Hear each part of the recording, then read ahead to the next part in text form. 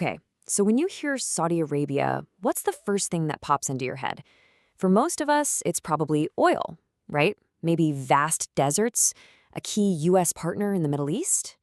But here's the thing. What if that's just scratching the surface? What if behind that, well, that very visible image, there's a much savvier, more complex power player working behind the scenes? Yeah, let's get into this, because the story here is way more interesting than the one we usually hear.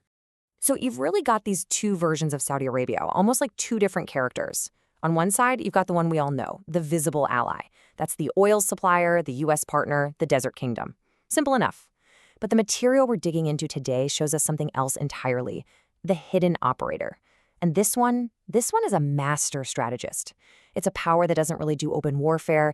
Instead, it's all about covert influence, quiet manipulation, and a whole lot of control. And that hidden side is what we're going to break down. And this quote right here, man, it just nails it. It's saying that the kingdom's real power, it's not just about their military or their incredible wealth. No, it's about mastering the art of influence, of control, all without a big, messy fight.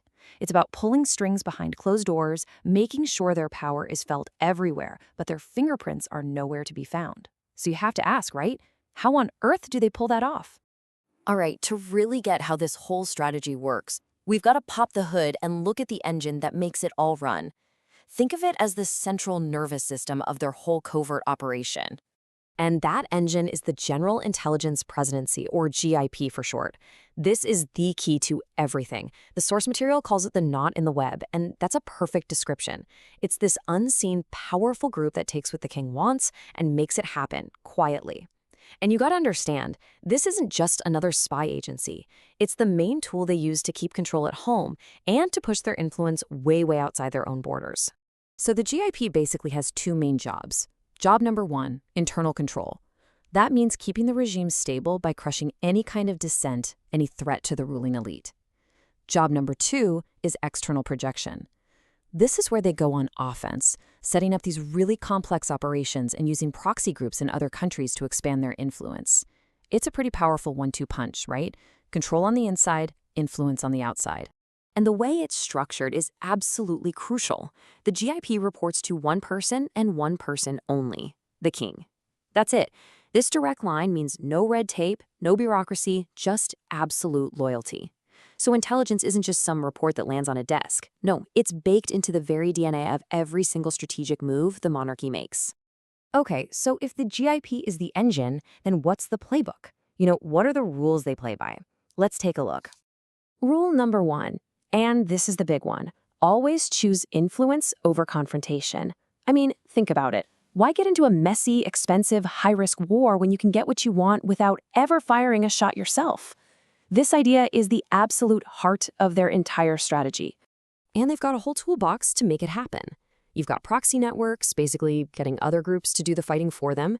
You've got financial incentives, straight up cash to buy loyalty.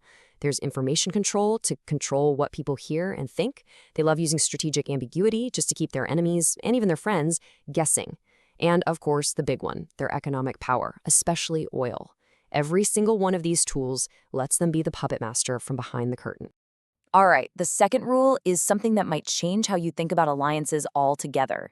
For them, alliances aren't really about friendship or shared values. Nope. They're just instruments. They're tools, something to be used, tweaked, and even tossed aside when they're no longer useful. Just look at the relationship with the US. It's the perfect example. It's not really a friendship, it's a business deal, a transaction. The US brings advanced weapons, intelligence, and a kind of global stamp of approval to the table. In exchange, Saudi Arabia gives the world access to its oil, invests a ton of money into the US, and acts as a major power broker in the region. See, both sides are getting something out of the deal. Okay, so we've got the engine and we've got the playbook. But this is all theory, right? How does it actually look when the rubber meets the road? Let's dive into a real-world example. The war in Yemen, it's probably the clearest, most textbook example of this entire strategy in action. It is a horrifying and complicated war, for sure, but if you look at it just from a strategic point of view, it shows you exactly how they prefer to operate, through indirect dominance. Check out the playbook in action here. Are they sending in a massive ground army? No way. It's too costly, too risky. Instead, they're funneling money and weapons to local groups on the ground. They provide the air power and the intelligence to their proxies. And what does this do? It lets them project huge amounts of power and steer the conflict on the direction they want, but with minimal Saudi casualties and, crucially, with plausible deniability. It's a way to be in the fight without really being in the fight. And this isn't just about Yemen. This whole strategy, it's the main way they handle their massive rivalry with Iran.